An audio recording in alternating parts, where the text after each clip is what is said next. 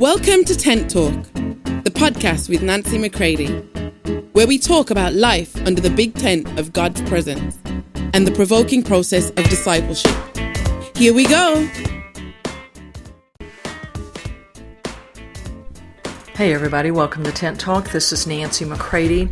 Check out these few episodes entitled Frisch, because we need to make sure that though we are glad for the historic, the significant, the important, the groundbreaking that has come to our lives in our history with God in the past, we want to make sure that we are staying with Him in the fresh, that which has the future within it, that is enterprising, that which has not been previously known or even used.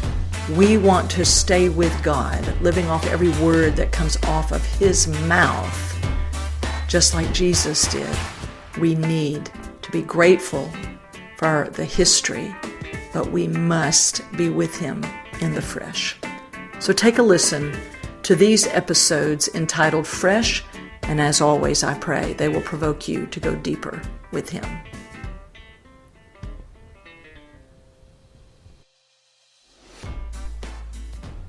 Hey everybody. Recently, I preached a message in Poland that basically was asking the question, you've been historic, but will you be fresh?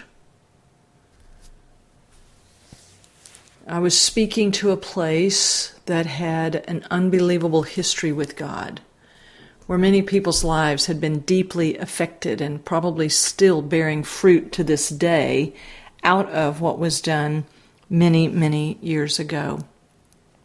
But the question that God put upon my heart was, though you have been historic, will you be fresh?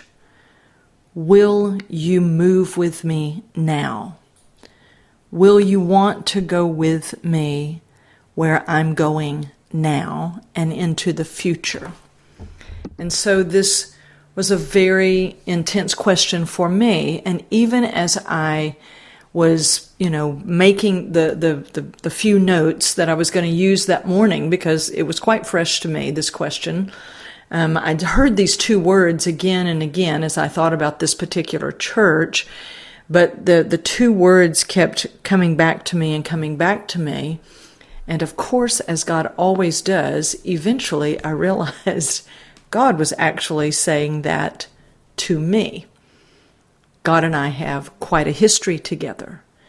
But He was saying also to me, Nancy, will you be fresh? Will you go with me now? Will you step into what I'm doing now and go forward with me? Any of you that know me or listen here or have read the book, you know that I love the quote that says, with every fresh move of God, it requires fresh loyalty to God. And oh, is that statement coming back again in a very fresh way. I've actually been seeing this word fresh, fresh, fresh. I see it in German. For months I was seeing it, and when I say months, weeks, seeing this word as though it were a t-shirt in German. And so, yes, there are things, very fresh things that are about to break open in Germany. But I've been seeing this now for weeks. And I, have said here before, and I'll say again, that one of the greatest dangers for people who speak a lot publicly and who are in, quote, public ministry is that you are often seeking a word for the people that you minister to, so that when you hear something, you immediately can have the danger of thinking, oh, wow, this needs to be a series. I need to make this alive. I need to do this. I need to do that. And I need to get this to the people. This was one of the greatest pitfalls for me in that very dark period of my life in chapters 9 through 12 in my book, where you can see what can happen when you start bypassing yourself excusing yourself out from the fresh word that God is speaking, and you automatically think it's for the masses, it's for the people, and you forget that God first and foremost speaks to you for you. And so this is getting my attention very strongly right now, is that though God did give me that specific question for that church, and I did speak that message, that question to them, God is reminding me again today that He was asking me that question. That was for me. And He's been saying other things to me about getting very focused in the fresh and in the now and in the enterprises. One of the words that I used in that sermon was that to be fresh is to be relevant, is to be enterprising. And so then, lo and behold, of course, I get home and I'm reading in Oswald Chambers, My Utmost for His Highest, on May 7th, where the entry is Building for Eternity. The scripture is Luke 14:28. It's just a portion of it that says, "Which of you intending to build a tower does not sit down first and count the cost, whether he has enough to finish it?" And when I read that day, which I believe was Saturday morning, it even prompted Wynn and I in our conversations, then prayers that we were having with each other and in the family conversations that we were having. And this building enterprise, right, of building His house, building His people, is something that's ever present on my mind. And this word enterprises came up, that when we step into those things that we're building, if you will, for God, Oswald Chambers says, we are living in a time of tremendous enterprises. I mean, this got my attention very strongly. We are living in a time of tremendous enterprises, a time when we are trying to work for God, and that is where the trap is. Profoundly speaking, we can never work for God. Jesus, as the master builder, takes us over so that He may direct and control us completely for His enterprises and His building plans, and no one has any right to demand where He will be put to work. So very, very interesting. This is why I love to read people that provoke me. Not people who lull me to sleep or give me something warm and fuzzy, but that poke me and provoke me. Because how quickly we can forget things, how easily we forget what God has even spoken yesterday or a week ago or 5 minutes ago, because it becomes, unfortunately, a very casual thing to us sometimes, or in the busyness of working, quote, for God, end quote, we don't listen to God.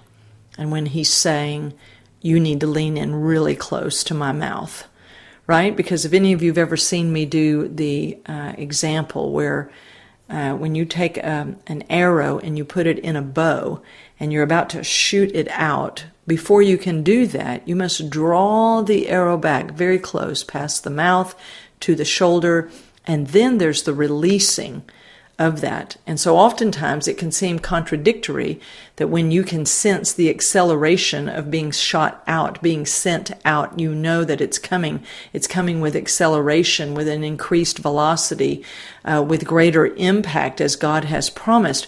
We must remember that the freshest thing He's ever doing is drawing us back to His own mouth and to His own heart before He shoots us out.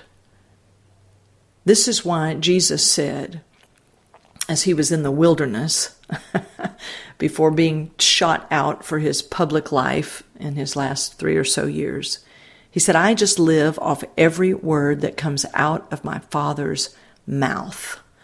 That was His strategy when answering the temptations of the enemy. It was to lean back as the Father pulled the very arrow of His Son, Jesus, pulled Him back, pulled Him into, with Jesus' full desire and cooperation, I might add, Not pulled as in against the will of Jesus. God's not going to pull you somewhere that you don't want to go. But we can say all day long, I want to be shot out. Oh God, send me out. No, let me be a part of the fresh and new thing that you're doing. And God says, great. And the next thing you know, you're being pulled back into Him. There are conversations you will have in that time that will be so fresh, they will serve your life for your remaining days. You must live off every fresh word that is proceeding out of His mouth. And this was one of the things that had been in my heart when I started realizing that He was talking to me also. Yes, He was talking to that church in Poland, but He was talking to me. Is Nancy, we have a great history, but this is fresh. Now this is fresh. Stay with me in the fresh. Is because on certain occasions I found myself in attempting to stir adoration for God. I was going back to historic days. And it's true that we reflect back on our history with God, and it stirs our faith, it stirs our gratitude. But there is something very fresh that God is doing, a new depth of love and devotion between you and Him, between me and Him. And I'm, of course, encouraging you in this, is that He was saying to me, is there not anything a little bit more recent, Nancy, that you can draw on? Where is the freshness of our life? Right? And it doesn't mean that things had grown stale between God and I. It was just He was provoking me pretty deeply. Is stay with me right now, Nancy. Stay with me right now. And so possibly, I don't know, but possibly over these next 3 to 5 episodes, I'm going to look at some things that are so very, very fresh, not only for me personally, but in the body of Christ, things that we need to come into agreement with Him about, things that are very necessary, and staying with Him, living off of His mouth, off of what He's saying, who He is, what is happening now, is a challenge, especially for anyone who, quote, leads, whatever that means in this hour of history in the church, which I think is shifting so rapidly. And I know, in my context, I know that leading means remaining as one who keeps entering in for myself, and then who turns and strengthens the brethren. It is not just what happens publicly. It is not just a public social media leader or influencer. It is so very, very fresh with God. Everything is right now. So I just want to provoke you on this opening day of the week here on this Monday. Whatever day you're listening to it, I pray it's fresh for you, that it's of God, and therefore it is fresh. It is ever proceeding from Him. And so I encourage you, be grateful and glad for all the history that you have, but do not rest upon it. Stay in the very, very fresh fellowship with Him that He produces in you as you remain and as you stay. So I love you all, and I will talk to you soon.